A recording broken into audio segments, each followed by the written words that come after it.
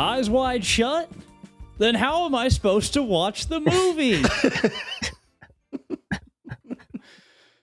Welcome back to Lost in the Frame. I'm your host, Alex. I'm your host, Malik. And I'm your host, Tachi. And we are very excited to bring our second Lost in the Lore episode to you. You remember back in October, we did a episode about the Exorcist and the true story behind it. We decided let's make it a series. And we picked this one because, if you haven't figured out, we're doing Eyes Wide Shut today. We picked Eyes Wide Shut because, like the other Kubrick movie we talked about earlier in the year, none of us had ever seen this, and it's gone viral again on Instagram and Twitter and TikTok, specifically a couple specific scenes from this movie that even if you guys, listeners, haven't seen this movie, you'll recognize these scenes. You know, masked ball, creepy. There's usually some sort of like eerie lo-fi, old-timey music playing over it with some sort of caption about secret societies. That's from this movie. But what we want to talk about today is not just the movie itself and any potential ongoings on screen or subtle meanings, but the conspiracy that spawned from, I guess, how it wasn't finished and its relevancy today. But before we do that, how's everyone doing? I'm doing fantastic. I'm excited to talk about this movie. Alex, this is the first time you've seen Eyes Wide Shut? This is the first time I've seen Eyes Wide Shut, yeah. I don't know if I maybe just misheard you, but I thought you might have been the only one on the pod that had seen it. So interesting that it is all of our first times. I had never seen this one. Wow. I'd seen a couple Kubricks, but not this one. 2 blind spots for Kubrick in 1 month. It's a record. But I am excited to talk about this with you guys. How are you, T-Money? I'm doing all right. I'm still feeling conflicted. It's an interesting movie, and I'm excited to get into it and figure out how I feel and how I want to rate it. Well, before we do that, I think we should hop right over to the movie news. We got 2 things for you this week. Hot off the presses. 3. I'll let who wants to kick it off? I'll kick it off with the Lord of the Rings. Guys, we're in the trenches. We're in the trenches here. This comes from Discussing Film. A sequel movie to the Lord of the Rings trilogy is officially in the works. Here's the plot synopsis. 14 years after the passing of Frodo, Sam, Merry, and Pippin set out to retrace the first steps of their adventure. Meanwhile, Sam's daughter, Eleanor, has discovered a long-buried secret and is determined to uncover why the War of the Ring was very nearly lost before it even began. Stephen Colbert is co-writing the script with his son. We ask a lot of big questions on this podcast. The biggest one being why. And this one is no different. So I ask, why? This could be peak slop. You got the Quirk Chungus Emperor himself writing a Lord of the Rings sequel that is completely original. That's a recipe for disaster. Who wants this? Is anyone excited for this? Stephen Colbert. But I will say, I think it's very well documented that he is a super huge uber fan of The Lord of the Rings. Like, he's talked about it several times on live television. So if that's any consolation, I don't know. I don't think it'll be a total disaster. He seems like a sharp guy. Tachi, I love your optimism. You're an optimistic guy. I don't want it to suck. I know. It means a lot to me. Same. And I don't know. For me, we're 2 sides of the same coin, Tachi. Are we? It means a lot to both of us. I know Yin that. and yang. Yeah. White literally. and black. But I see this and I go, Mm-hmm. step back, Mr. Colbert. Mm-hmm. I understand he's a huge fan, that he's talked about it at length. Sure. Yeah. That doesn't make him a screenwriter. It doesn't. But actually, I just heard on Amy Poehler's Good Hang podcast. Shout out Amy Poehler. She was talking to Steve Carell. Steve Carell and Stephen Colbert worked together for many years. Colbert was his understudy for a little while, and apparently he's a really great writer. I haven't seen or heard anything to prove that or that lends to that claim, but maybe he is a great writer. I don't know if that's a screenplay or a script, but maybe for jokes, Steve Carell feels that way. Did you guys ever watch that Lord of the Rings show? No. What was it on HBO? Rings of Power. Yeah. That was on Prime, and that was the biggest piece of dog shit I've ever seen. Are you serious? It's genuinely unwatchable. It's so bad. Are they adapting that from anything, or is that also original? I don't know. I hope it's original. There's too much Lord of the Rings content coming out when that is something that should be left alone. We got The Hunt for Gollum also, I think, almost done, if not releasing this year. Don't know what that's about. I found him, guys. He's in the bottom of a volcano. Charred to death. Movie over. He's gone. Bro's cooked. Somehow Gollum has returned. I feel, unfortunately, like we're getting to that level. There's nothing is sacred. And with nothing being sacred, all of the movie news today, I'm just letting you guys know right now, it's all bad. I haven't seen anything positive in the movie world in the last couple of days, but for other things, what? Sora shutting down. That is good. That's great. But I did see Disney is still going to try to utilize Gen AI and continue investing in it. Of course they are. Yeah, but Sora shutting down is huge. Yeah, that's massive. One less thing. Yeah, that's a good win. For sure. Speaking of AI generated content, the new trailer for the live action Moana was also released earlier this week. Oh my God. Speaking of the biggest piece of dog shit. Dude, it's the biggest piece of dog shit. Remember when The Rock said he wanted to focus on serious roles? Oh my God. Was Venice enough for him? The standing ovation at the Venice Film Festival for Smashing Machine enough for him? And he was like, he was fulfilled. Back to Moana. I really want to know why the decision was made to make a live action Moana, a movie that's not even 10 years old, that is significantly uglier. I have a theory. God, it's so ugly. I have a theory. Money. Wow. Why can't they just make it good? Like, why money. Make it why right. do we have to have the slop? There are other ways to make money. The worst part is it looks so bad, and it's going to cost like $300 million to make. Yeah, and it's going to make like $750 because families will take their kids to see it. There's a whole other world out there that we don't know. Yeah, we don't have kids. That's the worst part. Is like, not that we don't have kids. That was great. But that these movies come out and we can be grumpy about it all we want, but if they make money, they will keep doing it. We as a society need to boycott slop. We really do. Boycott slop. Boycott slop. All right. I want this podcast to not only reach the niche community of film lovers, but maybe the ones that go to the movies a few times a year. Give us a listen and listen to us. And hashtag boycott slop. Don't watch Moana. Don't go watch it. Please. Watch Callback.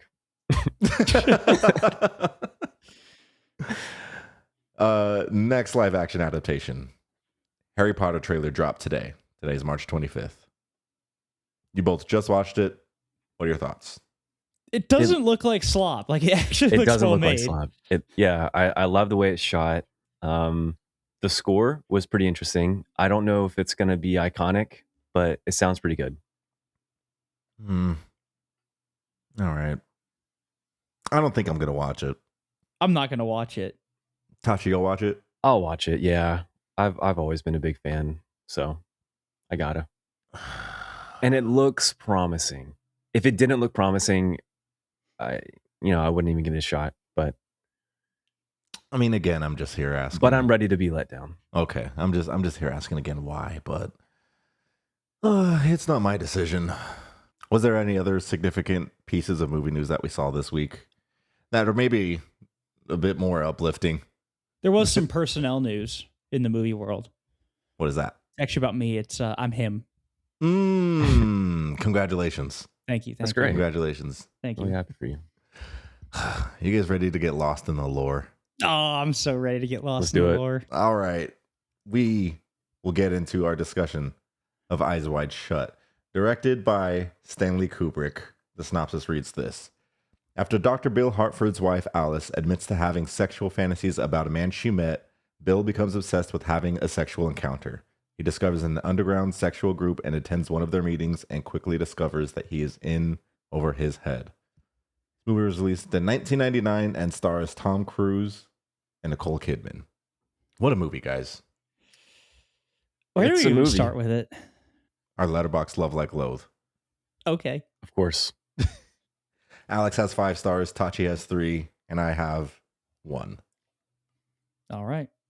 From 5 stars, we have Ella Rose Dunallen. Eyes Wide Shut. Tom Cruise witnesses a near heroin overdose, the death of his colleague, a child prostitution, a sacrificial sex cult ritual, has a run-in with HIV all over 2 nights, and the only thing he can think about is the idea of his wife cheating on him. The bond Exactly. of marriage is that strong, Ella Rose. Good guy, Tom. This 3-star comes in from Alex. Hi, Alex. Honestly, all I could focus on was how they faked it so that Nicole Kidman and Tom Cruise looked like they might be the same height. That was impressive. It was. I think she's like 3 or 4 inches taller. Yeah. The 1 star comes in from Summer Shorty. This sucked balls. Also, his pianist friend banging on the keys while he's getting interrogated by the head dude in charge is genuinely frying me. Like he was probably thinking, bro, you fucking the brand up. I don't know about you guys, but I've had a couple people try and infiltrate my secret society, and it always kills the vibe. I Like never a couple appreciate it. group chats get spun up after it. Like, yo, who invited this guy? Like, you know, like I don't we even gotta know the figure this password. out. Yeah. Like, I don't think it was any of you. That's why I put you in this chat. But you know, We're gonna figure out who did this. Greg, he's only a 34th level Mason. All right, he don't got nothing going on, and he asked to order wings. I mean, what's this guy doing? Like, All right. This is kind of a behemoth of a movie, I feel. No? Yeah, yeah, it's long, 2 hours 30 minutes. Yeah. it was a doozy. But I'll be honest, it kind of flew by for me. Malik had a great time watching this. I don't know if I could describe Was it really having- fun? I don't know if I would describe it as a great or fun time, but it was interesting. This movie's been on my watch list for a very long time, as I'm sure it was for all of ours. Yeah, did you guys have any excitement level? I mean, you obviously, and I did because we've both wanted to watch for a bit. But like, Tachi, did you have any excitement going into this movie at all? Like, had you heard about it? I didn't even know this movie existed until like a week ago. To be Really? honest. Yeah, Wow. I had no idea. So what did you know before you watched it? Literally nothing. Nothing. Wow. I just saw Tom Cruise in the little thing, Uh-huh. and that's it. That's so interesting. No clips of the ritual. The ritual looked like vaguely familiar, but I Okay. couldn't like. Like you wouldn't have Pinpoint. if you saw Yeah. you wouldn't like that's Eyes Wide Shut. Right. Interesting. What about you, Alex? I've heard of it. I heard of this movie for a while. I feel like it came in and out of like the consciousness as like Epstein news came Yeah. and went, right? It was like, oh, Eyes Wide Shut, Eyes Wide Shut. Epstein with those Eyes Wide Shut parties, and then Diddy with the same thing. Mm-hmm. That's usually the context I heard it in, and so, yeah, at some point it just ended up on my watch list, and I was like, I really want to watch this movie. It's also there's a band called Whir, and they have a cover of a single and a cover of an album are screenshots from this movie. Mm. And so I was like, where do these come from? It was like, oh, it's Eyes Wide Shut. And I'm like, all right. There's one album cover that Bring Me the Horizon has that actually is a little reminiscent of like the hooded masked people in this. I kind of made that connection like as I was watching the movie. Don't know if there was any connection there, but that was something that I had thought of. I don't know if this movie, obviously amongst like film nerds, this is a highly revered movie.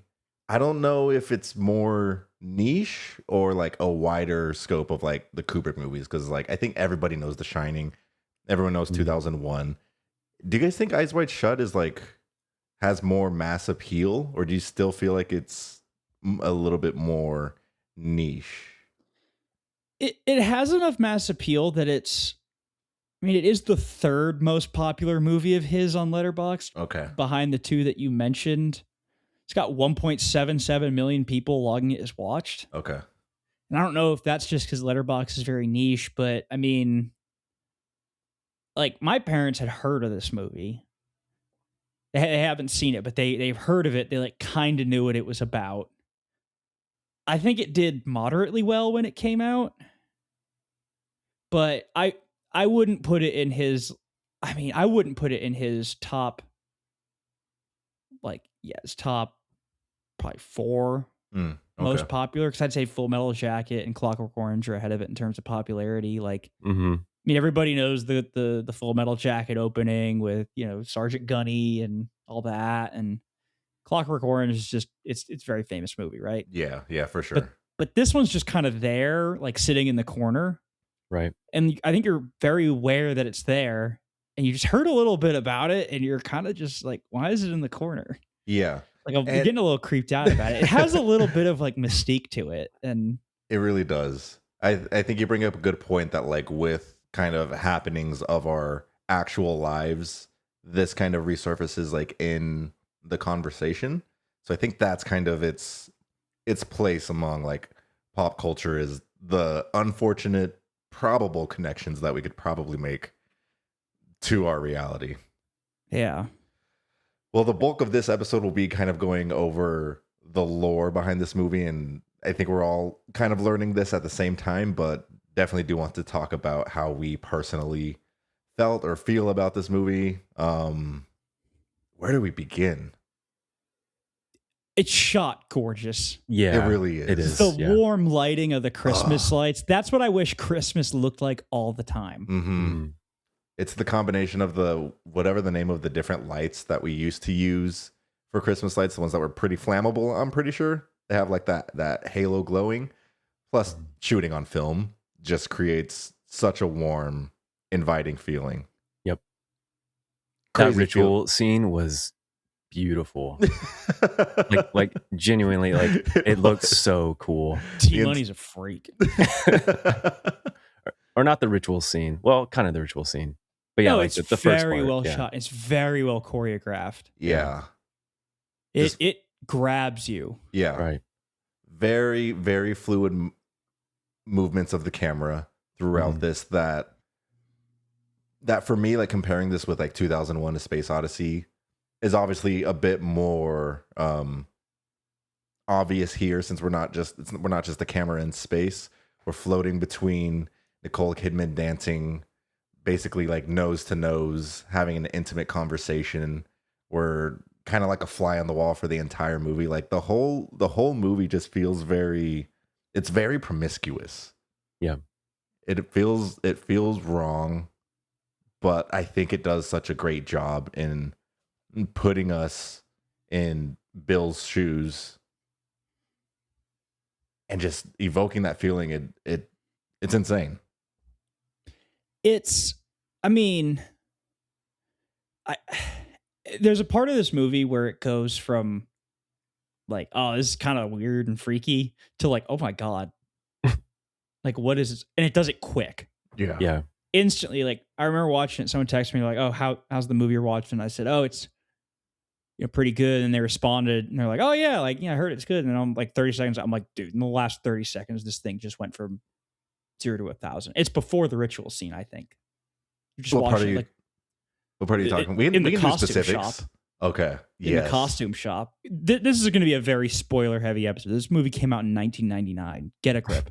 The costume shop scene. Yeah. What that girl looked way too about? young to be doing that as an actress. Mm-hmm. Yeah. Also, content warning for this episode. We're going to talk about some sensitive stuff. Yeah. Oh yeah, we should have done that at the beginning. Yeah, that had me very, very uncomfortable. Yeah. Obviously the intention, and I think the question that I'll have will kind of come up a little bit later, but like I was worried after that scene and knowing a ritual scene was coming up that it was going to be more of that. And that's kind of where like the conspiracies come in. But I wonder, obviously that's like ethically wrong. So I wonder if just the use of her in the costume shop is supposed to be like a nod. Yeah, like, hey, like this ritual scene coming up, it's this times that. Can't show it, but I was worried about that too. Yeah. I mean, I think the reputation this movie gets precedes it a little bit. Mm-hmm. And so you're everything that comes on screen, you're thinking worst case scenario. I really was. It just felt like every corner we were turning was like about to see like the worst thing that I could imagine. I mean, even the movie starts off with the overdose scene. That's already like, whoa. Yeah. And it's just like treating it like, oh, like, yeah, this girl shot up a speedball in my bathroom, dude. Mm-hmm. Oh, she's dead. Like, I mean, I think even like right before that, like as we're talking about like how warm the movie feels, like if you had like Tachi, you didn't know anything about this movie going in, like what were you feeling up until the overdose scene? Because like those first 10, 15 minutes, it's like it's not like foreshadowing whatsoever. I don't know. I felt pretty neutral.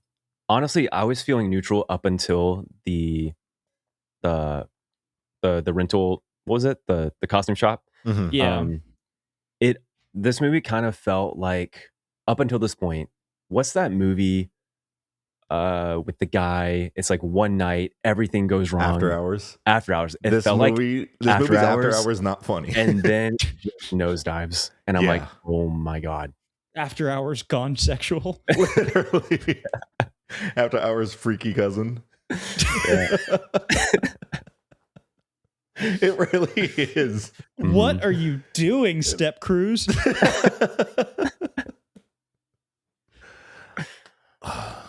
Tom Cruise is very good in this. Of course. What a crazy I wish he did more role. dramas. Yeah. I mean, the ones he's got from like the 80s to we are the getting 90s, Digger this year. I know. I'm very excited for it. That's gonna be really good. But he's like fantastic in this movie. Yep. He's really good. He does have one just memorable line delivery, and it's just so funny. And it's the weed's making you aggressive. No. It's this pot is making you aggressive. Oh, you're right. Yeah, it's the fact that he calls it pot. It feels very 90s. This pot is making you aggressive. Were you saying that that's very Patrick Bateman? Cool it with the anti-Semitic remarks. Yeah, insane role for him. I'm very excited for Digger to see more of him. Nicole Kidman also puts on a really good performance. The standout scene for me for her is when the pot is making her aggressive. Is that the confession scene? The confession scene of the fantasies that she had. Yeah. See, I think the most gripping scene for me with her is the beginning where she's dancing with the stranger. That is the whole time you feel like she's going to cross a line. Yeah. Mm-hmm. That scene made me feel something. like I was at the edge chemistry. They had very good chemistry. Like I was at the edge of my seat, and it was just like they were just like a hair away from each other, and the whole like basis of their conversation just sets up the movie so well. Between this like, will they, won't they, the desire, the guilt that you maybe feel, I don't know, man. That dancing scene, I think I agree with you, just sets up the movie so well. And shout out to that Hungarian guy. Yeah. Honestly, his pickup line could have worked on me. Like, yeah, I know it's your glass. Yeah. Tachi just got trafficked to an Eyes Wide Shut party.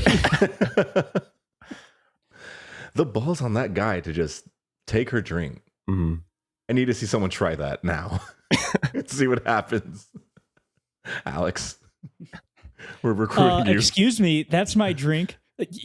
Yeah, I know. It was on purpose. Sir, we're gonna have to ask you to leave the Can I have a club. For straw? sure. Yeah. Yeah, I you get know it. what? You're right. You're right. On me. Yeah. It's like, oh, good. Ritual scene. Are we jumping right into it? Well, it happens kind of quick, no? It's I think smack in the middle of the movie. It's like an hour and a half in. okay. I feel like Let's wait for the ritual. Let's Tom Cruise's night out. Sure. yeah. Okay, Hijinks. his night out. Yeah, he starts his after hours night. Starts by meeting a dead patient. Yes. Has the daughter of said patient Oh, I forgot about this. confess her love for him, and then her fiance shows up. Mm-hmm. Crazy, just sequence of events. There is I guess a theory, and I don't fully know it, but basically saying that the grieving daughter and the husband that shows up are Bill and his wife, just like the alternative versions of them. Like Bill's whole world is turned upside down when him and Alice are having the conversation where he's basically saying is like, I would never cheat on you because like I'm the man and you're my wife and all of this. And I know you wouldn't, like women can't, basically, like because they don't think like that, like because they have the man for security. And that just sends her over the edge. Like he seems I like thought the pot sent her over the edge. it made her a little aggressive. I think he seems like a good enough guy that maybe is just trapped in this very cookie cutter world where he can't really think it doesn't seem like he thinks of women, especially his wife, being able to have these thoughts, these like fantasies. And the fact that she does just crushes his entire world. So what happens the second he leaves? He sees a woman have that autonomy and want that fantasy. And it's just With him. Mm-hmm. After he just got, in his mind, completely emasculated by his wife. Mm-hmm. I mean, it'd be crushing if you have a kid with someone and you're, canoodling, and all of a sudden it's like, yeah, I've been thinking about this Navy sailor for years. Like, it'd be over. Yeah.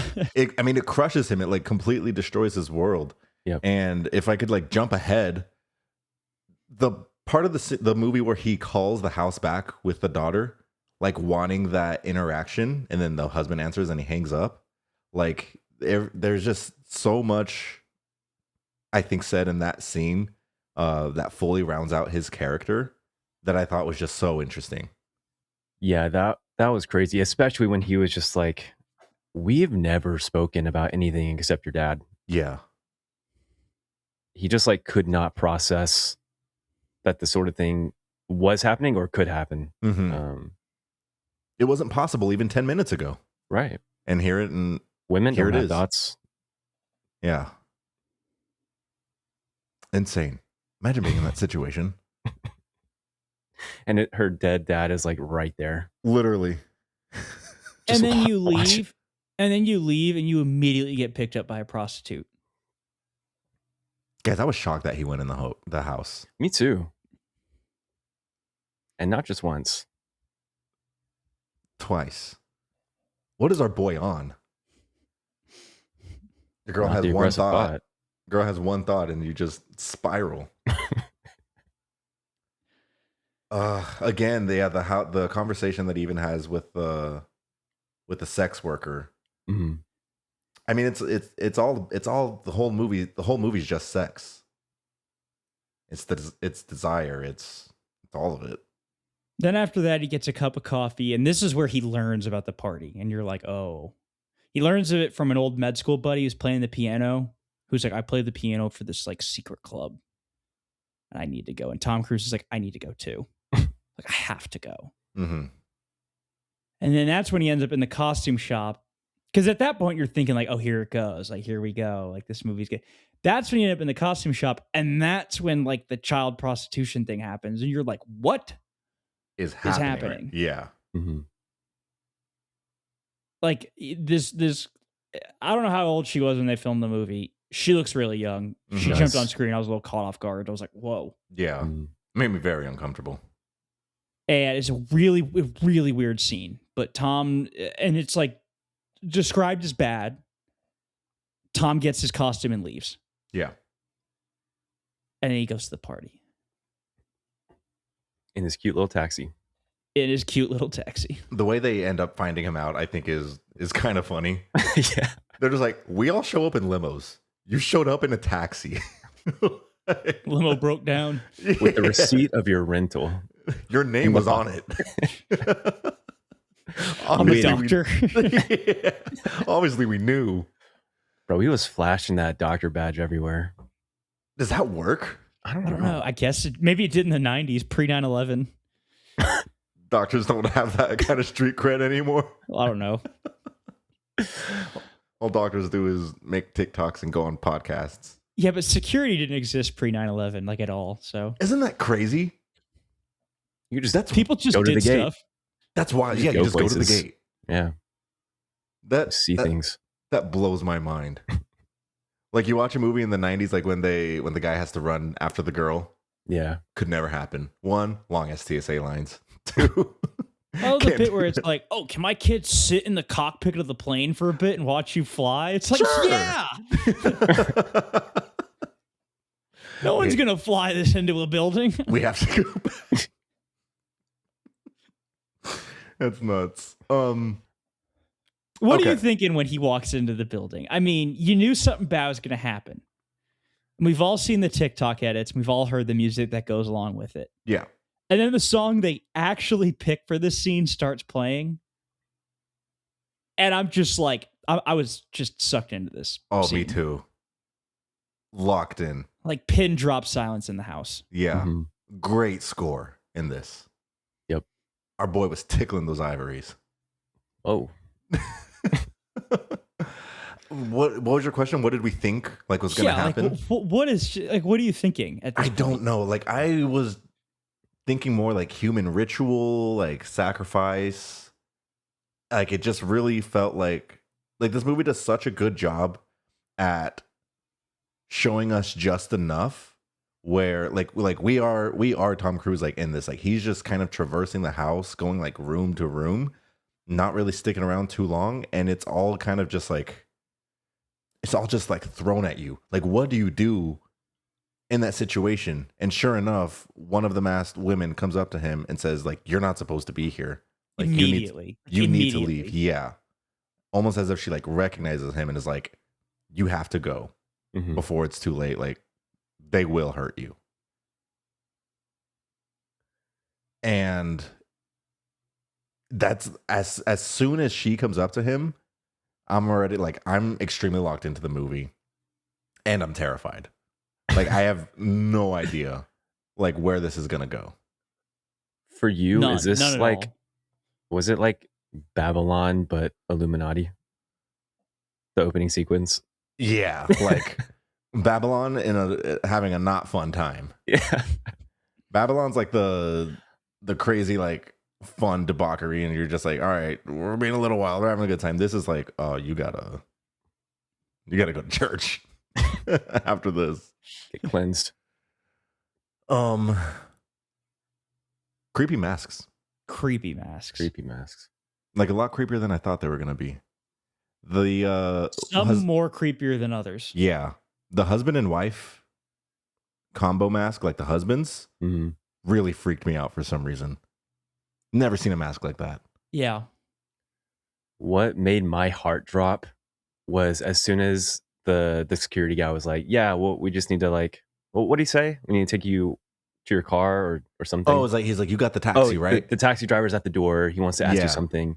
And he leads him back into the ritual room. Oh. And everyone is sitting there staring at him. Yeah, legit. Oh my God. Legit caught me total off guard. Hmm. Oh my god, terrifying. That was scene. awesome. Yeah. But yeah, terrifying. That part though, that review I read with his boy at the piano, just like, oh fuck, I know that's him. Like even though he's blindfolded, he's like, The "This never backwards happens." Orthodox chants. That's what that was. Like the singing. Oh, It's Mm. backwards, like Eastern Orthodox, like chanting. oh, it's creepy as hell. It's so creepy. Yeah. And the score just stays like even when we get to like just the piano, just the quick like one notes just loudly hitting the keys. Like you could tell like how loud they hit it. I legit like jumped in my seat a couple of times. But yeah, he's getting interrogated, and they ask him for the second password. They're like, all right, you got the password to get in, but what's the second password? He doesn't know it, and they make him take off his mask. They The tell him to origi- get naked. They tell him to get naked. The original woman steps in that originally tried to get him to get out, says that she'll take his place for whatever punishment that these freaks are going to do. And he's saved. Mm-hmm. Alex, you got a mask up there on your wall, and it's actually a lot freakier now. I do have a mask up on my wall. What is The it? Venetian plague doctor one. Mm, It's from Venice. I bought it in Venice. Oh. nice. Or in Venezia for us cultured folk. It looked well in that party. I've actually thought about taking it and going to like the Ren Fair with it and running around in like that outfit basically and like just That would be good. causing havoc. That would be good. Just like But giving medicine and curing people. Like throwing grass like you're now cured and running away. That's aggressive pot. that is. Pot is making you aggressive. But what else are you guys feeling like once he's out of the house, once he's in the clear? Dude, it's creepy.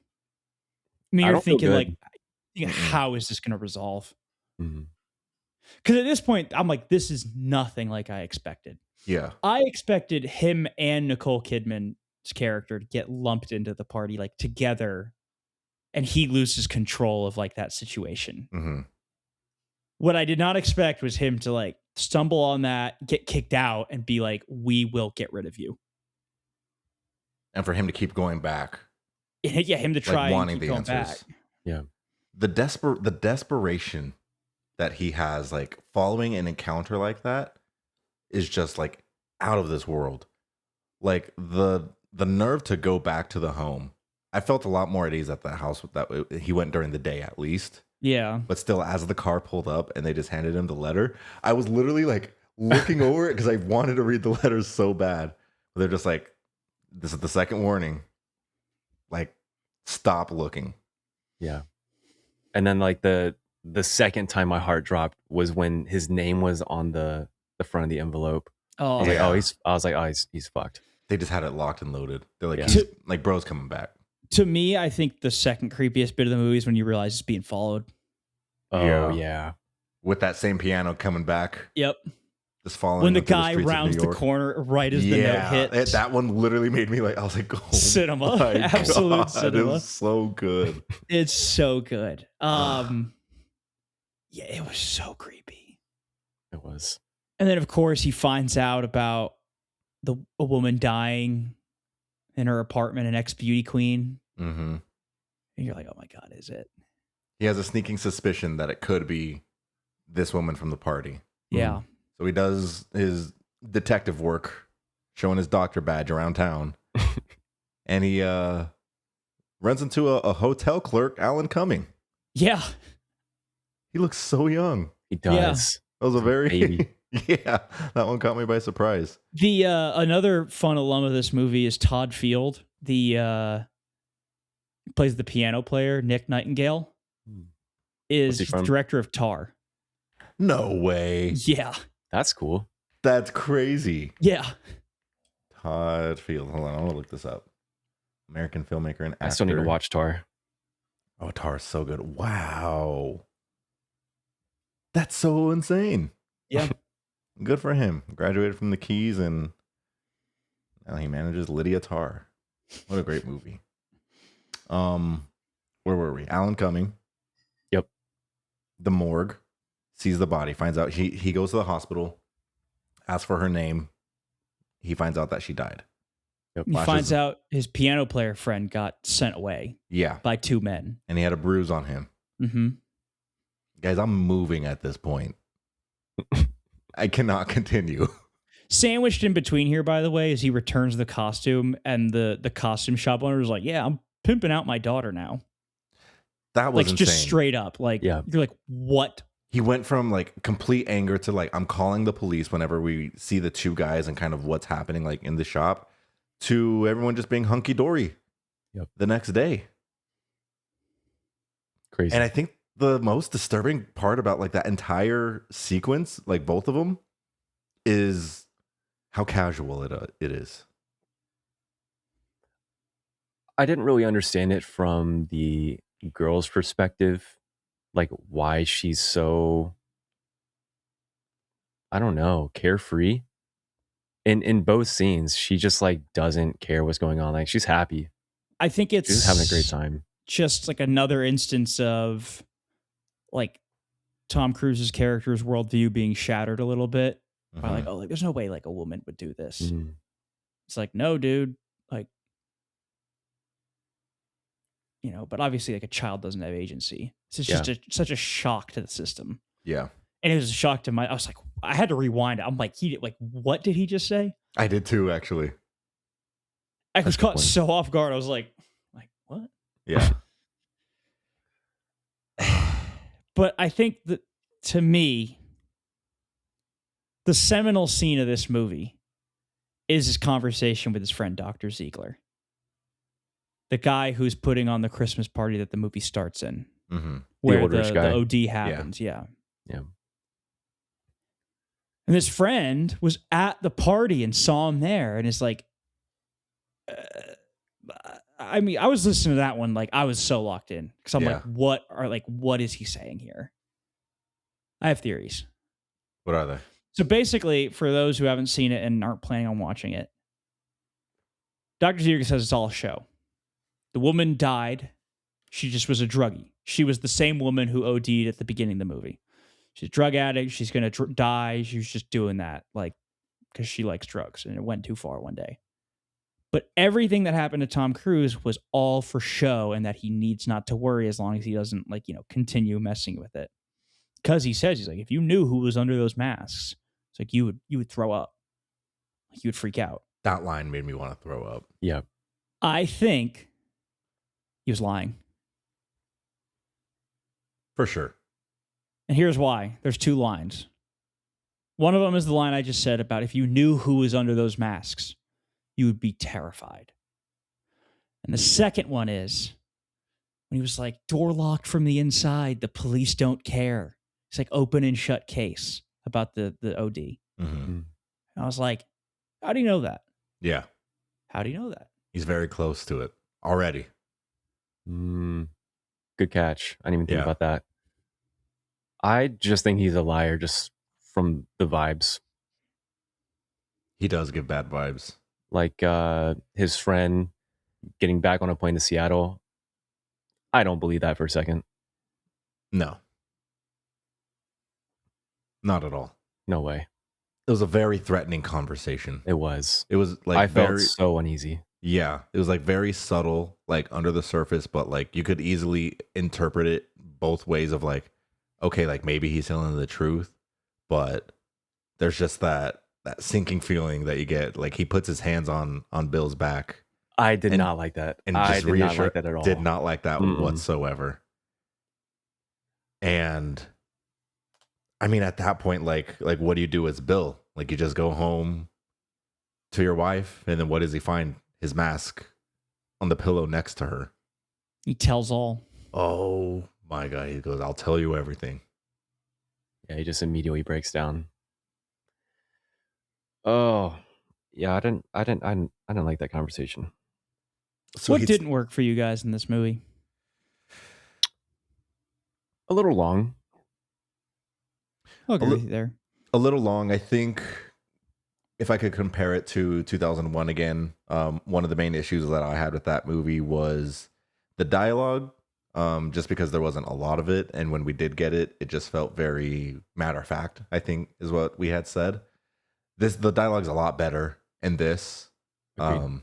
But there are times when things are a little stale, but at the same time, I think that's just for this. I think it worked a little bit more for me. It felt more in line with the story and intentional. So I would say like a little bit long, and then things can just feel a little stale at times, but like overall, like I'm engaged, and I'm freaked out. Same. Yeah. Freaked out. For real. Jimmy's are fully rustled. What about you? What doesn't work for you? I think the length. There's a couple moments that drag, and I think it takes a little bit to kick off, especially in the beginning. But I think once it gets going, it gets going. I kind of like that though. That's something that No, I liked it too, but I feel like there were a couple moments, like maybe rewatching it, I'd change my mind, like knowing how it's set up. mm-hmm. Because I didn't really have like a lot of this movie spoiled for me, just the ritual scene. Yeah. And even then, like I didn't Mhm. know much about what happens in it, just that Yeah. it occurs. So like maybe knowing it, like on a rewatch, I'd be like, oh, like okay, I see. Mm-hmm. But yeah, I think a lot of it is it's just a very jarring movie. It's a very jarring experience to watch it. I think you hit the nail on the head. It's after hours, but not fun. Which is crazy considering like after hours is not fun. No. Like what happens in that movie is like horrible. It is played for a more comedic tone. So turn that up to 11 and take any comedy out. You got this. I mean, what else do you guys have to say about this movie? Like I really enjoyed it. I did too. Like Me for too. me, this is kind of the polar opposite of 2001. It's a new Christmas movie too to add to the repertoire. Dude, I had that thought and I was like, imagine putting this on for your family during Christmas. I tried to this past year. I'm serious. I tried to because we always try to do like one that's maybe like not a Christmas movie, like, but is. Yeah. This year I was lobbying hard for Eyes Wide Shut. I didn't win. Are you glad you didn't win? Yeah, I think watching this with my family all of them would have been tough. There's a lot of nudity in this movie. A lot. Yeah. Way more than I originally thought there was going to be. People be naked. People do be naked. Do you think everything that happened to Tom Cruise actually happened, or was it a dream? This is based off of the last conversation of the movie between Bill and Alice. She says something along the lines of, we didn't hit on this particular scene earlier, but he comes home one night and she's kind of like laughing and he wakes her up from her dream. Yeah.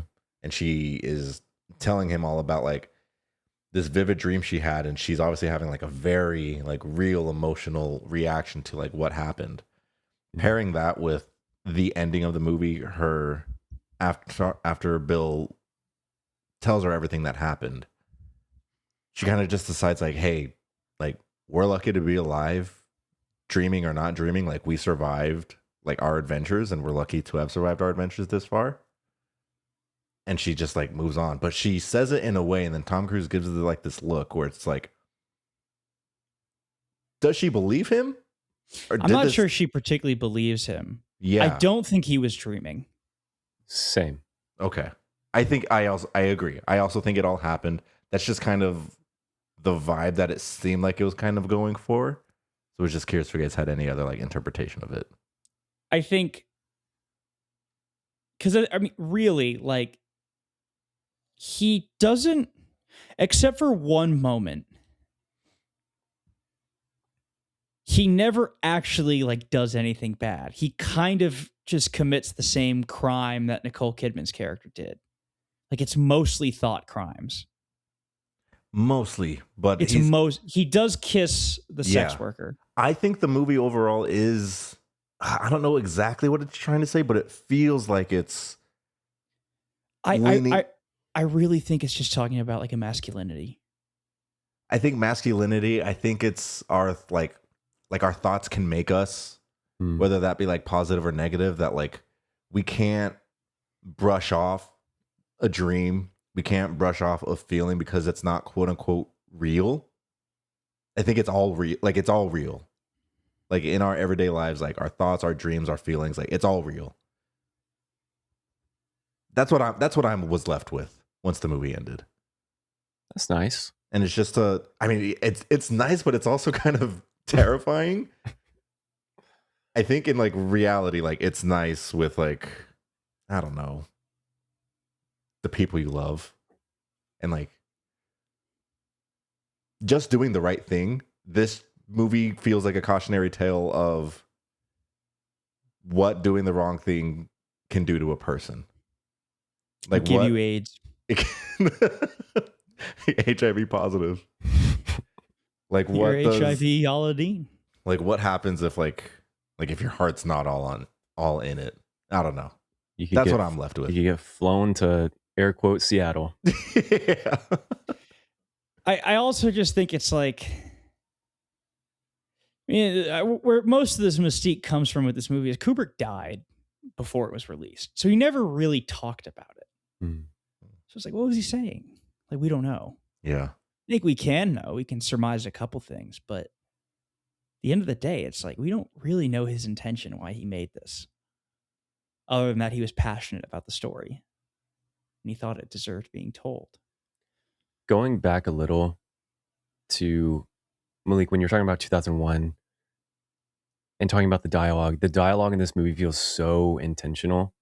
And I wasn't Yeah. really getting that vibe from 2001, but in this, it just feels like every line is so important. Every line. I mean, this movie's like built on conversations. Like we are saying, the one of the opening scenes with Nicole Kidman and the Hungarian man, just having that conversation. Like I'm like, that's the movie right there. Mhm. That's the whole thing. It's really interesting, the difference between, I mean, there's what, maybe 30 years between 2001 and Yeah, this. about. So, I mean, honed in on the craft for sure. Mhm. There's more to say about this movie. More conspiracy we'll get into. Let's do our ratings Oh, before we get into crap. the deeper lore. Are you ready for it? Yeah, I think so. I can go think so. first. Okay. 4.5. Whoa. Great movie. That's big. It's big huge. time. Huge. Literally the opposite of 2001 for me. Okay. I will say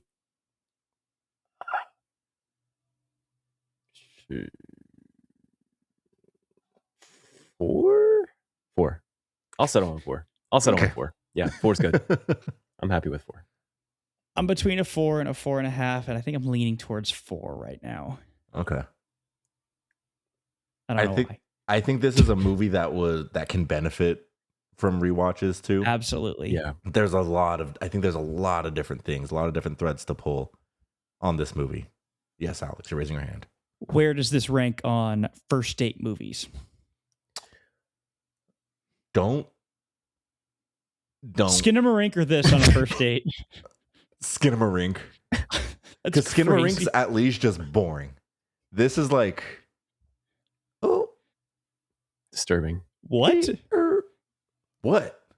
What is that noise you're making? Like, to watch this on a first date? Yeah. Like, at least Skinamarink is just like, Skinamarink's worst crime is that it sucks and it's boring. This is a good movie, but with like very heavy subject matter. Let's talk conspiracy of Eyes Wide Shut. Sure. Yeah. Let's do it. Because people have taken, where I was talking about, like, we don't know what Kubrick was saying with this movie. There's another secret hidden message which people have gleaned that Kubrick was talking about with this movie. It's gone viral the last couple years a couple times.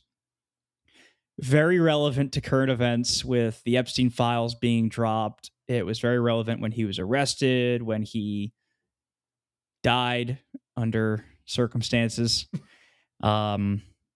Because there is a conspiracy that Stanley Kubrick was murdered by the pedo cabal for making this movie because it was a tell-all. And so, I mean, I think to hop into this, we need to get a little bit of context, right, on the making of this movie and the background of Eyes Wide Shut before it ever hit our screens. What I didn't know until I started researching this episode was this is a adaptation from a novella, a 1920s novella called Dream Story by Arthur Schnitzler. Good And I read casting. it. It's not that long. And so I sat down and read it after I watched the movie. Apparently, he had acquired the rights to make this in the 60s and then really started working on it in the 90s, like early 90s. And they started principal photography in 1996. And they actually set a Guinness World Record of longest continuous film shoot. It was 400 days long of shooting. That's nuts. crazy. Yeah, you Which said that is earlier, Tachi, and I was insane. like, what? They shot for over a year. Hmm. I don't know why. It's nuts. I mean, it's a long movie, and I think Kubrick is was a very meticulous individual, right? Probably a perfectionist. You know, he'd been in the game for so long. He was probably like a little bit cuckoo. I mean, let's be real. To be a great artist, in the end, you have to be a little bit insane. Cuckoo right? for Kubrick. It was. I mean, there's even stories about him editing 2001 up until its release day. Wow. Yeah. That's cool. How does Literally, like, editing work with film? Do you just I don't know, literally like move just things splicing around? it together. You Yeah, literally I think splice so. it. Yeah. Okay. Like the little tools they have, like the little like in the softwares, just like a little razor. Like that's what it was. They're literally watch The Fablemans. You can see Steven Spielberg put to film the way he was making his films, and it's literally just that him in his room splicing. Anyway. So here's where things get a little creepy. So on March 1st, 1999, Kubrick screens this for the Warner Brothers executives. Tom Cruise, Nicole Kidman are there as well. They watch the final cut. Party line is that it went great and everyone was very happy. And 6 days later, 70-year-old Stanley Kubrick dies of a heart attack. Wow, 6 days? 6 days later. 12 days after that, they had his funeral. It was attended by Kidman, Cruise, others in the industry. Steven Spielberg was there. And then according to like the Empire article about it, written in 99, his actual funeral was held on like a Thursday before, and like the public one was just like for show or something. I don't know. I actually honestly found nothing else besides that bit about that, and so it's just weird, but it is listed on the Empire website, and it's from the original publishing days listed as 1999. So there was something going on there. I mean, it was probably just, a private event for private grievers without, paparazzi Media. and all that, Yeah. media. You want to have some private time. So technically, Eyes Wide Shut was an unfinished film. Yeah. While the final cut was there was some stuff that needed to be done. Like there was still a lot of post-production that needed to be done. It wasn't ready for show yet. So, I mean, at this point, you're thinking like, where's the conspiracy, right? So this is the gist of it. On January 31st, 2026, a tweet went viral of a clip of something from the Joe Rogan podcast, where all great conspiracies make their rounds.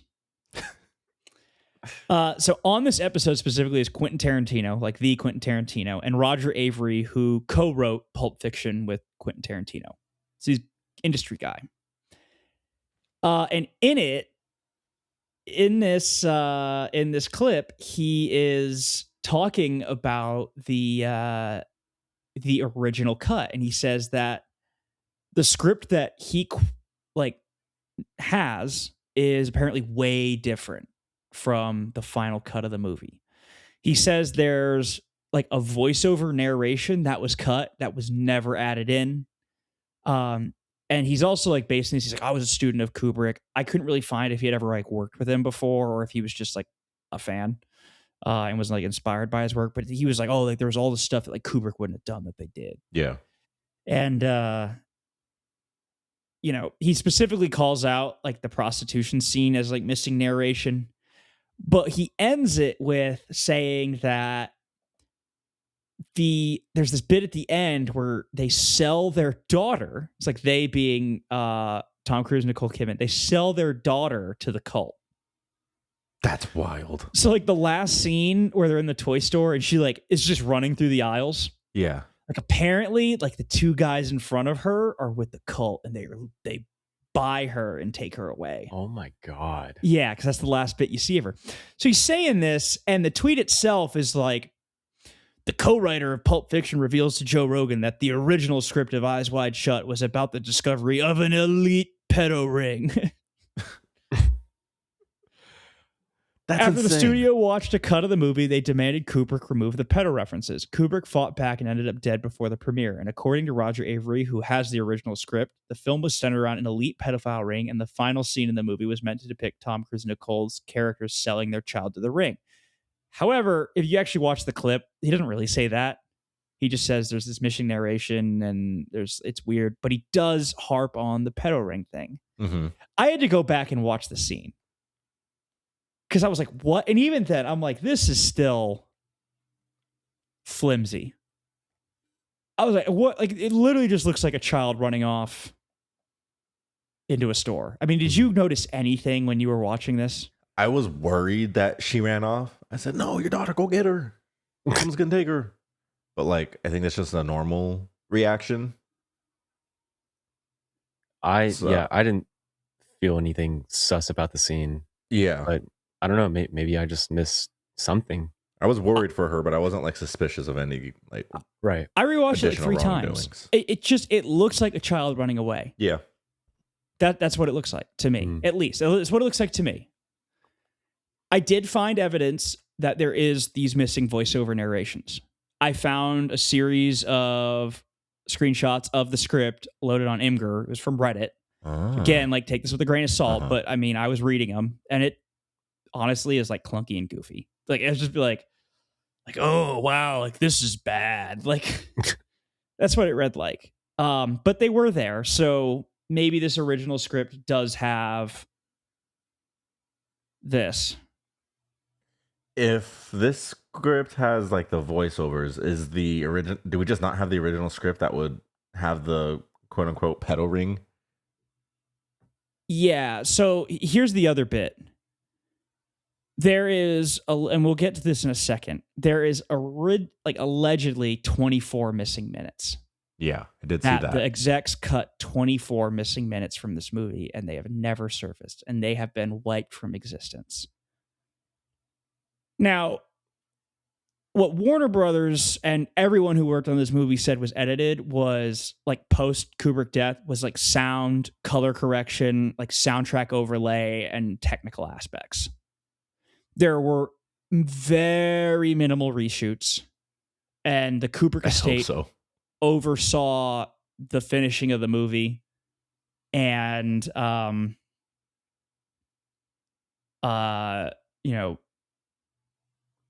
he had notes, and they followed those as best they could, and that's all they claim they did. Mm-hmm.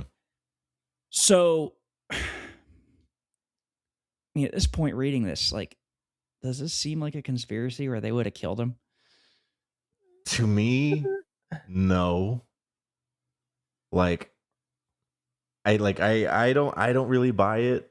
I want to look more into like the quote unquote missing minutes that this supposedly has, but like I don't see a world where they kill Kubrick but still release the movie to give like a little bit of a hint, because like you can get that kind of message from that movie regardless if there's 24 minutes that we haven't seen. Like, that's still kind of what you walk away with as far as this like Masonic ritual house goes. Yeah, it doesn't exactly pull its punches. Yeah. So, and there's also the whole, child exploitation in the mask shop bit. Yeah. Yeah. Like, why wouldn't have that been cut? So if that's really the case, like, we've heard of entire movies get scrapped.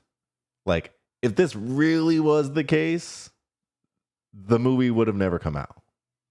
Or it would have been like chopped and screwed. Crazy. Yeah. Without us like even having without a conspiracy even like coming to light of it. Like, it's interesting that we can kind of deduce some of these theories, but do they have any weight or validity? I don't think so. Unless they do exactly what they want you to think. You got. I got my tinfoil hat on. I look good.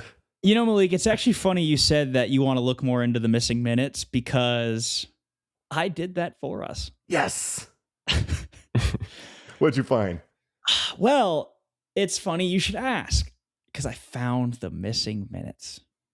Really? No. Oh. So I did find an interview, like a real. Okay, let's rewind. Most of the sources that I could find for the missing minutes were just pure schizophrenia.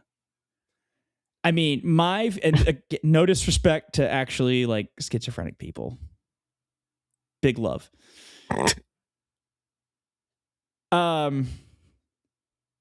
This is my favorite one. ericreports.com.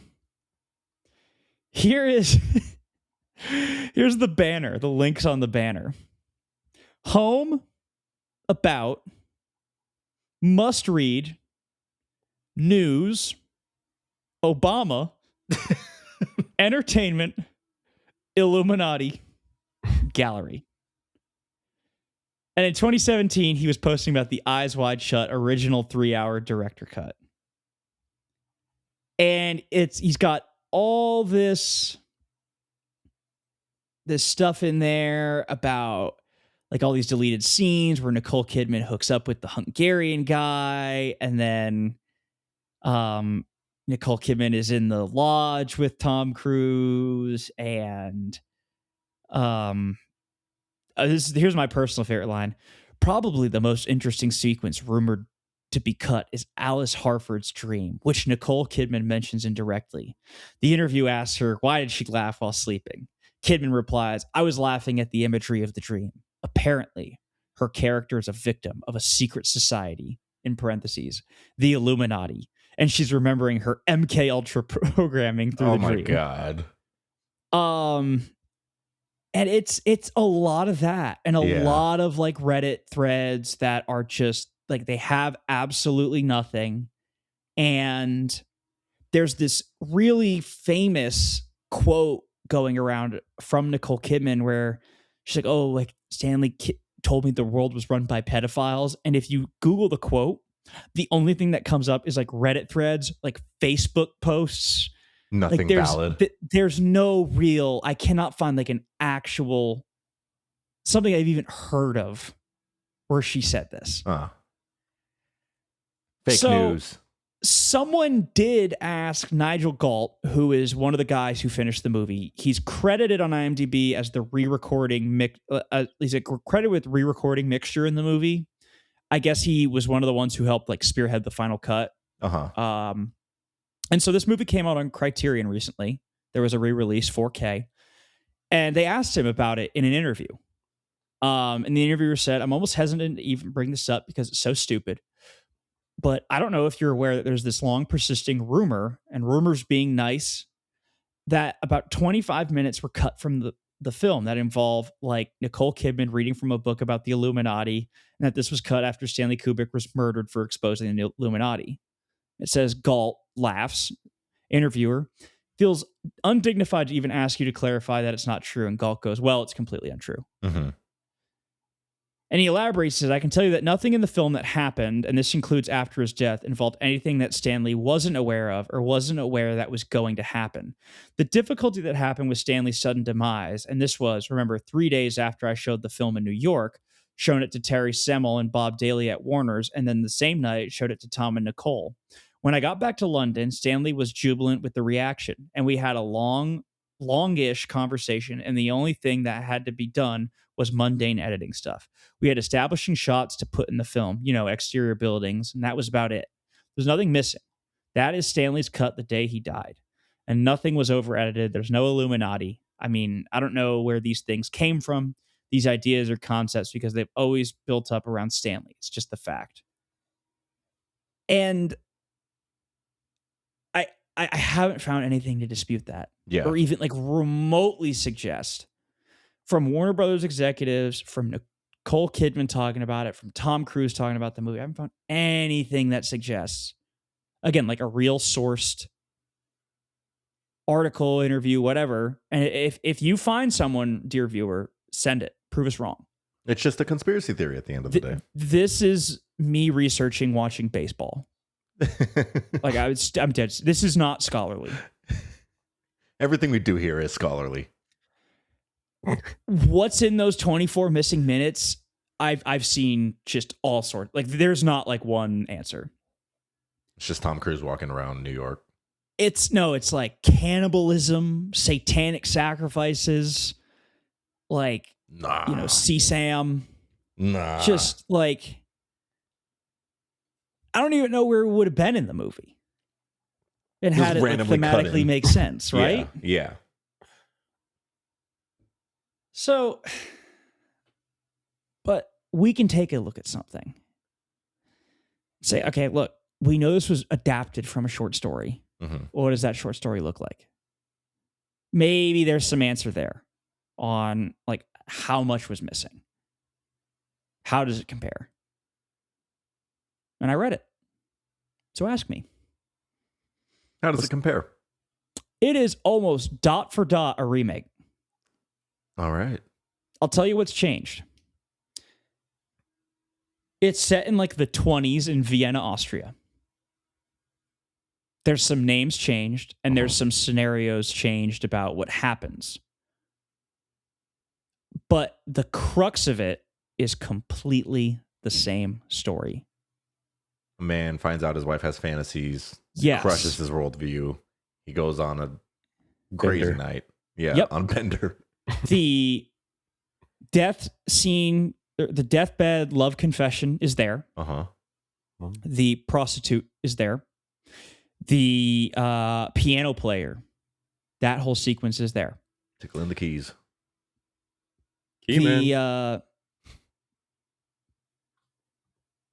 The Eyes Wide Shut party, the famous one, Yeah. is there. Beat for beat. That's what happens. Okay. Wow. Yep. Like how he arrives, obviously arrives in like a carriage, and he leaves in a carriage. Like they take him out. They and drop him off somewhere. But the costume store sequence, that is exactly how it happens. That same sequence with the shop owner freaking out about his daughter, and All then there. and then trafficking her after. It's there. Mm. The bit about Nightingale getting rushed out of town, it's there. The dead woman at the party in the hotel is there. The fantasies are there. Like the dream she had, the one that was MK Ultra, that's in the book. Word for word, basically. Mm. There's one thing that's different. What is it?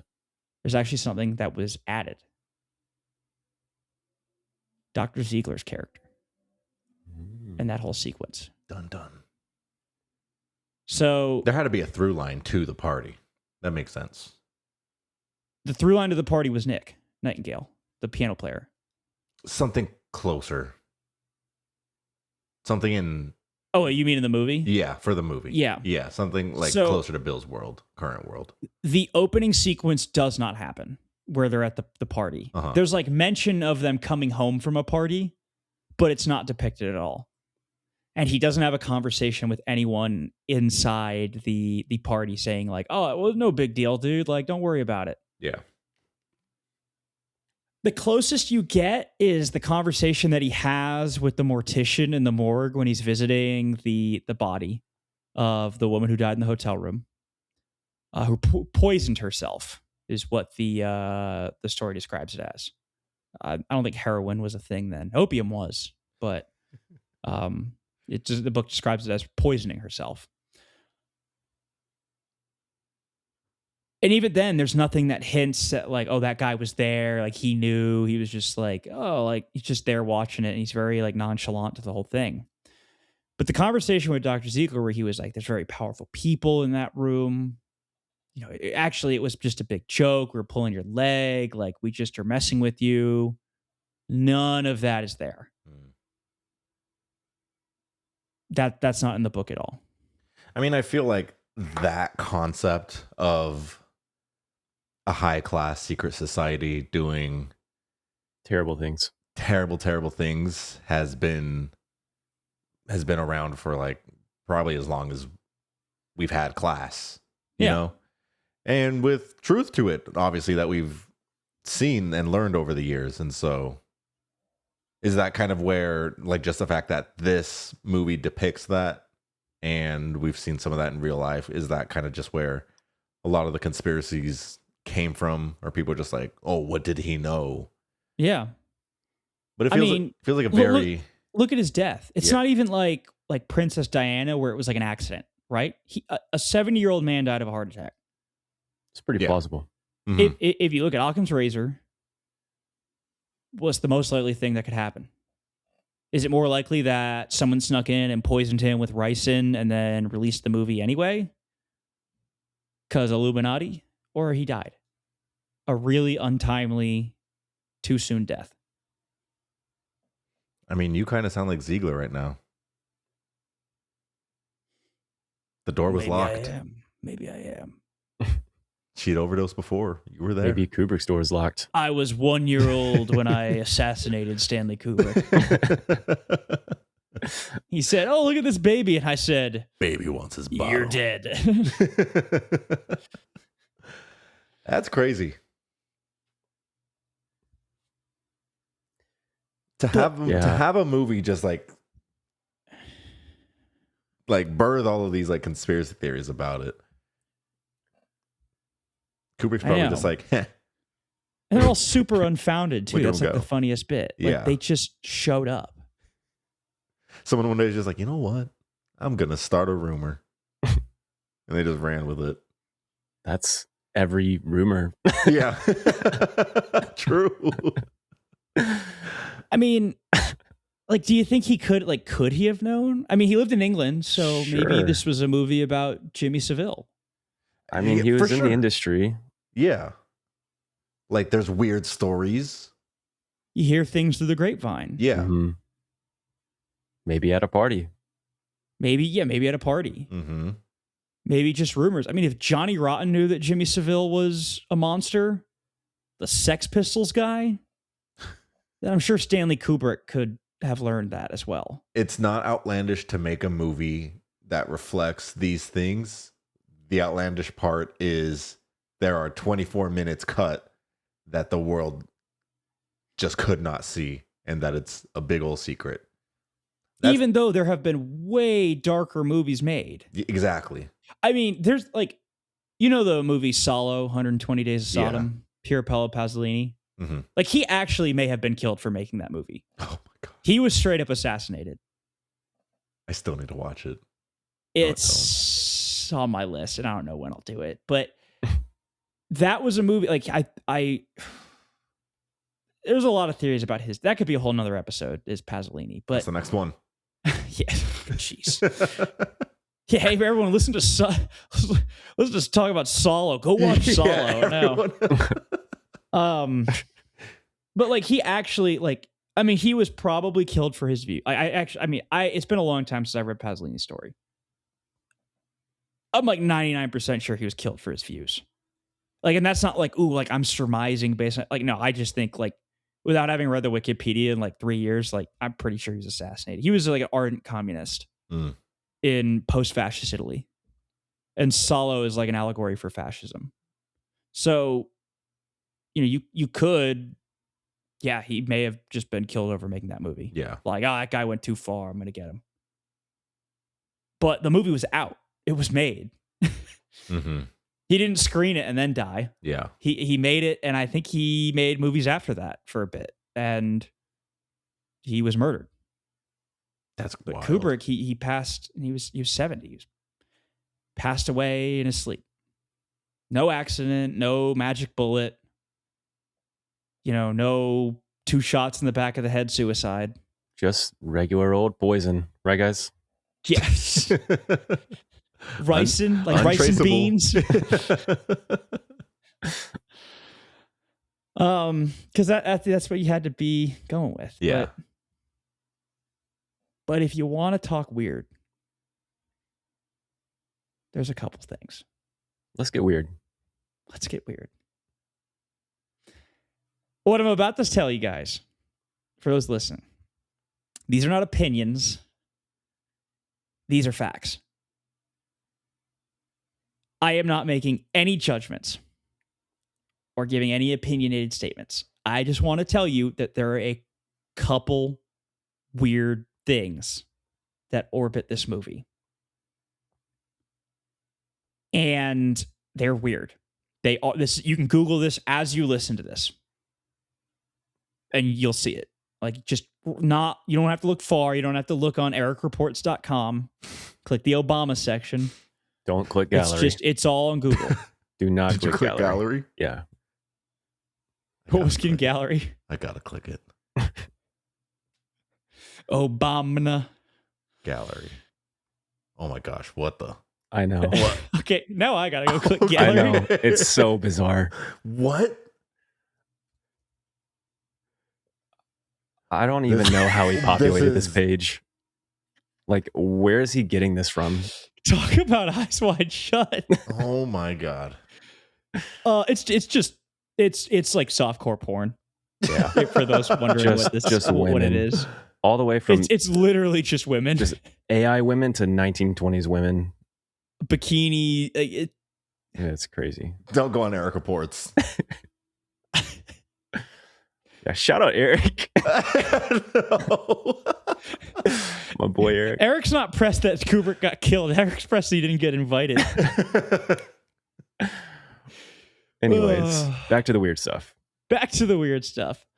So the first thing I want to highlight is when Tom Cruise reads the newspaper about the ex-model dying in a hotel room. The byline is from a guy named Larry Salona. Larry Salona is a real guy. He was the media consultant for the movie, and he's a New York Post police reporter. Larry Salona was the first guy to report that Jeffrey Epstein died. He's the one that broke the news from the prison that he had committed suicide. He released the article with those infamous photos of him being wheeled out that people look at the ear and say, that's not Jeffrey Epstein. He had all of that. Weird. That, I mean, the guy's been in New York media for years. He was a media consultant for this very one specific movie. And the theory that predates Epstein dying about this movie, he's the guy who reports it, that he died. I mean, that's a little weird. Again, just a thing that happened. Marvin Minsky, technical advisor for 2001 Space Odyssey. He was a researcher at MIT. Pre-offense, pre-Epstein, his first conviction for a sex offense, he gave Minsky $100,000 for research. Minsky had an academic symposium on Little St. James. What? In 2002, so pre-conviction, but had another one post-conviction in 2011 on Little St. James. Tashi, do you have something to say? Yes. So I looked into the New York Post real quick. It, based on Wikipedia, my favorite website, the New York Post was reported in 2017 to be the preferred newspaper of President Donald Trump. And who is President Donald Trump very close with? A lot of people are telling they don't know who I am, so Tachi's going to explain who I am on the podcast. Please go ahead. Talk about me very glowingly. No. I'm okay. Okay. I have nothing glowing to say. However, I just think that's an interesting tie-in between I guess Epstein and Larry Salona, who broke the story. I didn't even think of that. Another crazy. Right. So yeah, Minsky, 2002 and 2011. So this guy was cohorting with Epstein post-sex offense conviction. Of course, his wife said he didn't do anything wrong. But again, I mean, this is a guy in the 60s, right? Like, the movie was made in like the 60s, so I'm not But it's weird that like another guy in this orbit was in this. Yeah. Just an odd fact. But you're probably, dear listener, you were probably thinking, okay, but this is in the 2000s. This guy was, talking to Epstein in the 2000s, which is way after 2001 was made. Yeah, it is. Honestly, that's just like a weird tidbit. This isn't even like, that isn't even like part of this. But you're also probably thinking, well, Epstein was only like a thing in the 2000s. Like that's when it started. Well, no, because the first reported like Epstein activity of him doing like Epstein stuff is in 96, where someone that one of his employees said he was doing some really weird things regarding her little sisters. However, Epstein was active in the 80s in some capacity because he was the financial advisor of a guy named Adnan Khashoggi, who was the middleman in the Iran-Contra affair. And during this whole thing, Epstein was found to have fake passports. And you're the financial advisor for like the biggest scandal in Reagan's presidency. Yeah. Like, that's a little weird. Again, so this guy was around this stuff before then. I mean, this isn't, island, presidents and all that, but it's, again, like, it's another weird thread where it's like, okay, Epstein was in the 90s, he was doing stuff. In the 80s, he was involved in something else. Like, just weird.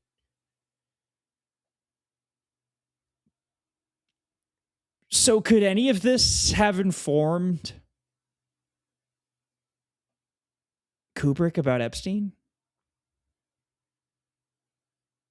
Well, I started thinking about the scene with Dr. Ziegler. And I thought, let's go in the mind of a conspiracy theorist. If we surmise that this scene is Kubrick telling the world that his friend told him about this stuff, and that this is like a confessional of some kind, are there any sort of connections where a friend would know that circle? And this is real. There's a Wikipedia article about this. It just literally, like, Google this. I'm like, please, guys, listeners, I am not crazy. I am devil's advocating I can attest. This ridiculous conspiracy to entertain you guys. And I found that in 1996, a group called the Study Group was formed, a philanthropy group. Steven Spielberg is a part of this philanthropy group. He was close with Kubrick. He was at Kubrick's funeral. The guy that founded the Study Group in 1996 is a guy named Les Wexner, who in the late 80s hired a financial advisor that was introduced to him by some associates. Pop quiz. Who was that financial advisor? I'm going to say Epstein. It's actually Steve Carell in The Big Short. No, it's Epstein. Dude, that's actually insane. It's crazy. And like Les Wexner was the guy that they had redacted his name from the files and it got like unveiled. Yeah. Yeah. And I'm not saying anything that is not public information. I'm not surmising any opinions. You're also sound of mind. I'm sound of mind. I'm not suicidal. I'm a great swimmer. I grew up near the ocean. I'm a great swimmer. My point is, if you're going to take this conspiracy for what it is, you got to look at a couple components. You got to look at the how, you got to look at the why, and you got to look at the if it could happen. Is it plausible? from what we've talked about today, and disagree with me if you guys want, I don't think there's anything to suggest that 24 minutes were cut from this movie. I'm with you. None at all. In fact, if you compare it to the script, or I mean to the short story, stuff was added. Yep.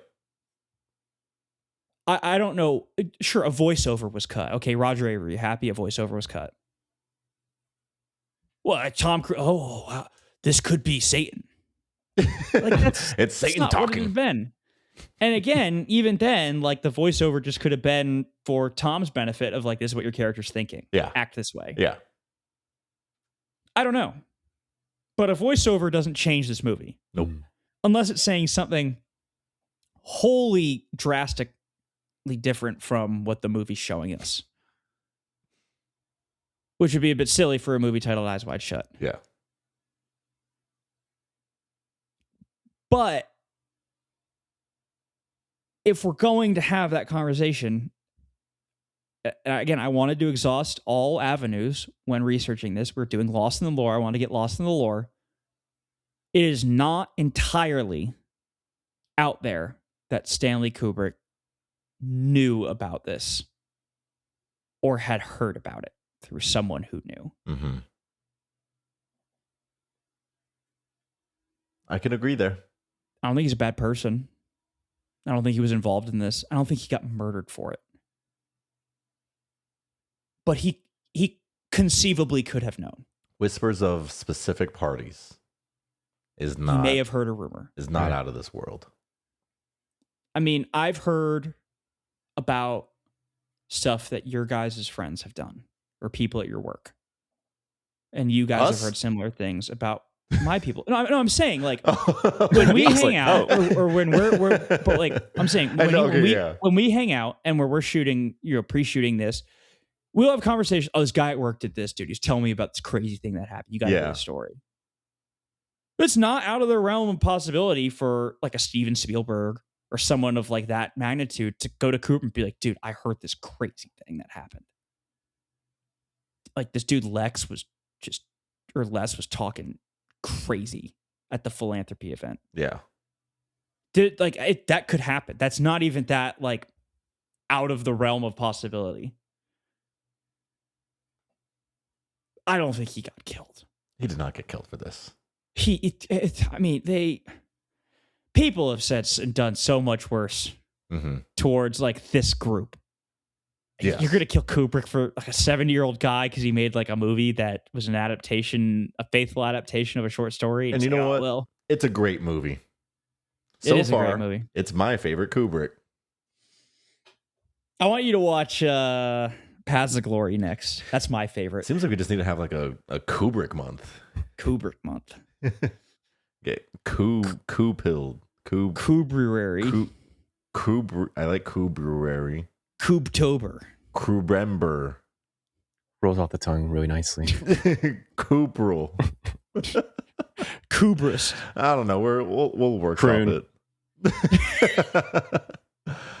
Well, we said a lot. Thanks for walking us through the lore. I think all of that is really interesting. Yeah. And give me your thoughts. It makes you just go like, oh, I mean, yeah. I think it just makes you think about it a little bit more. One last thing I want to say about the conspiracy theories. Eyes Wide Shut is 12 letters. No, what else is 12 letters? What? Watch out, Stan. Also, look, pedo ring. So, make your own conclusions from that. Wake up, sheeple. Ladies and gentlemen, you are hearing something for the first time. Breaking news.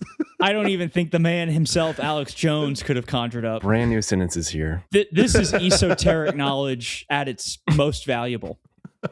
Tachi, you are going to be the first one to get knocked off now. It was going to be me, and now it's going to be you. Oh, darn. Oh, well. Dang it. Plot twist, you wake up and Tachi's the one knocking you off. He's got like a silenced pistol and he's like, it's a suicide. Then you just fade to black. Knocking you off sounds crazy. I'm sorry. I've never heard that. Never been knocked off before? That's crazy. Getting whacked. Trying to knock off with my boys.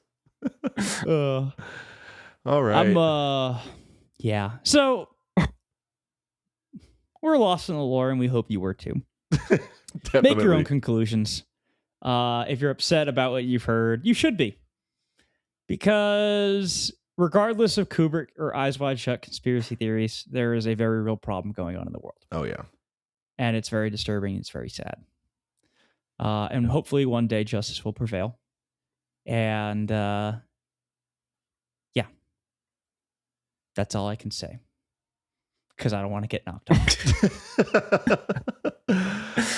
Well, thank you guys for getting lost in the lore with us. Let us know what you thought of Eyes Wide Shut, and maybe you can look into a little bit more of the conspiracy theory for yourself as well. We'll give a prize to whoever can find the most diabolical thing in the files relating to this episode. Or the most dialogue. Oh my God. Diabolical thing on Eric Reports. Dialogical. I'm never opening Eric Reports again. The prize we'll give you is... We'll shout you out on the pod. Yeah. We'll let you intro the episode. How about that? Oh, that'd be fun. Well, thank you so much for listening. Have a great day, night, weekend, and we'll see you in the next one. Bye. Peace.